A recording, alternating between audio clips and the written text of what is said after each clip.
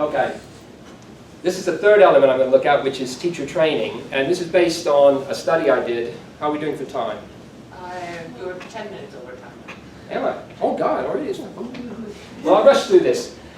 This was based on some research I did from 1999 to 2003, but 1999-2000 was a PGCE course, which is a postgraduate certificate of education course at universities in the UK. This is training to become a teacher, the year-long course.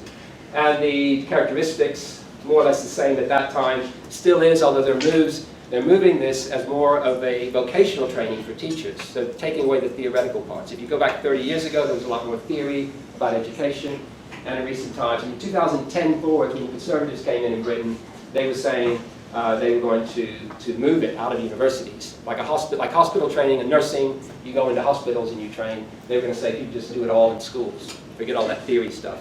Mainly because a lot of people teaching on these in universities go way back, and they have a particular view of education. So they don't want them doing Friday and other things. They want them doing, just get in there and teach and do the national curriculum. But early on, we get a glimpse of these kind of changes. And I was following a group, at the beginning, about 12 teachers. I would interview them. They were attending their classes and doing their teaching practice. And they were from Germany, Spain, and France. And it was quite interesting what they said. There were differences across the nationalities. But I thought I'd look at a German teacher who was there, a young German woman. And these quotes I'll go through very quickly, but she starts off by saying, I don't like the course. And of course, she expresses a sense that the course is confining her, that it's communicative language teaching, but it's being forced on her. And so she talks about teaching grammar. And here you got the tyranny of CLT. And she ends up saying, get off my back, I'm trying to teach grammar or something. Or the French teachers were hilarious, because French teachers were like, they must learn grammar. Right? What's all this stuff about? And so the French teachers weren't having it, so they would like sneak in the grammar. They'd wait until the inspector went to the toilet or something and do grammar. But the German one was sort of more balanced, as were the Spanish ones. But again, you get this idea, and of course, what comes through this, she talked about management. She's talking about things she didn't think she'd be talking about. But this was what teaching was about when she signed up for the course. And so that's basically what these quotes are. So I'll just rush through them: bureaucracy, and the course as a whole, right? And what happens is they become NQTs, which is newly qualified teachers, and then I followed them for an additional 3 years. I would go out to their schools and interview them. That was quite interesting. Produced a lot of very open data, right? And I published some things around that. Their life stories in themselves were interesting, apart from anything to do with pedagogical practice. What I link this to, and I won't have time to go through it, is, and this is somewhat of a stretch, but looking at Harry Braverman's work, looking at factories and looking at shifts. And this is the last slide I'll put up, and I'll just stop there.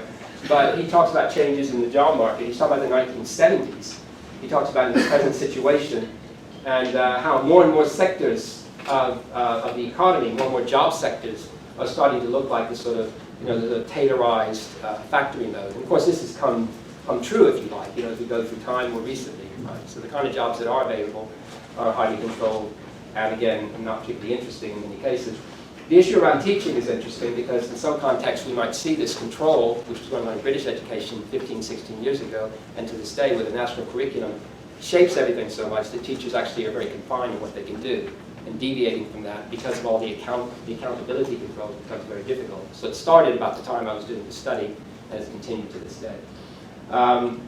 Other contexts might be very different. Right? So that's just, thought I'd put that out as a point to discuss. So on that point, I'll end. You might say, so what? I certainly would.